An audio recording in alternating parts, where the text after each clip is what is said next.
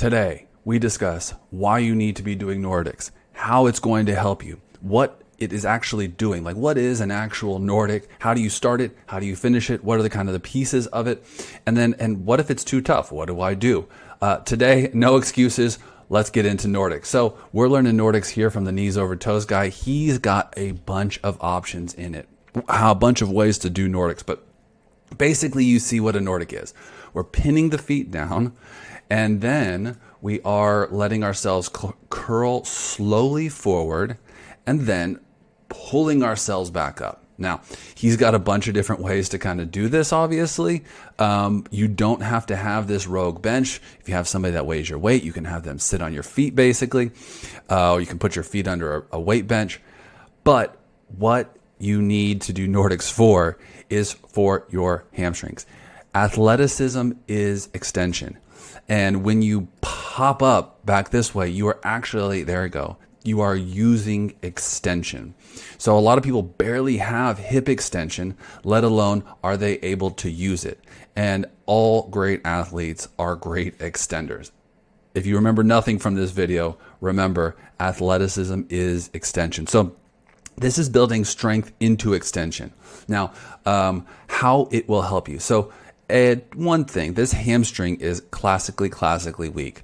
The top 1% of athletes are really the only people that are going to be able to do this. Otherwise, it's going to take years for you to work into something like this negative Nordic. This is truly hard to do.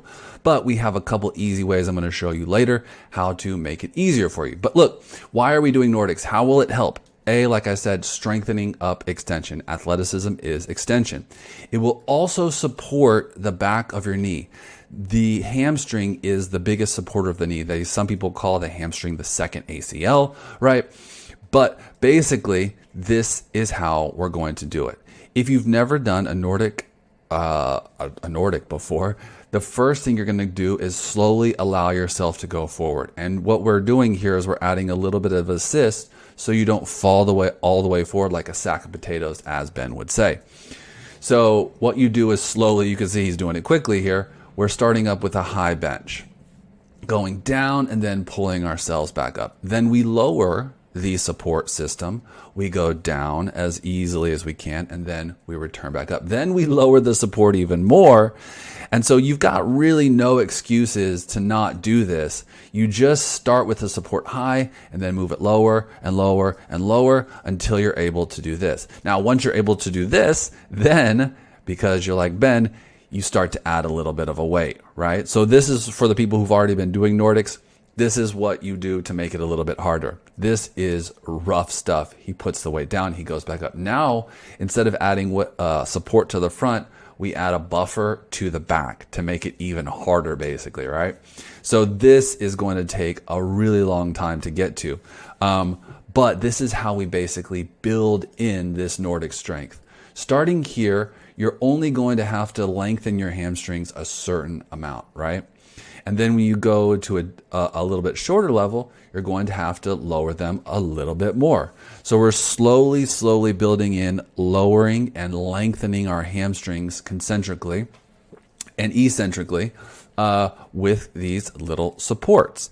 That's what we're going to do if it's too tough. But the basic thing is you want to try to find your level, the level that you can do over and over until you get comfortable at it and then move on to the next level.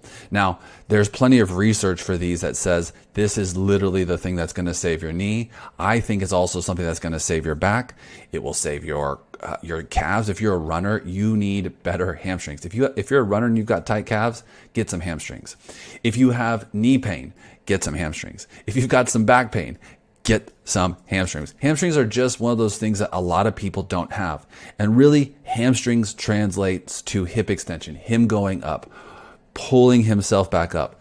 And extension is athleticism, right?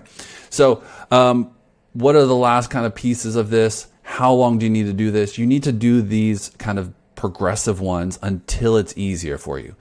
The research says usually it takes about 12 weeks. So stay committed, play the long game with these. I'm telling you, if you can stick with these and do these over and over, you can build in strong knees, strong back, and you can build in some powerful athleticism in developing hip extension.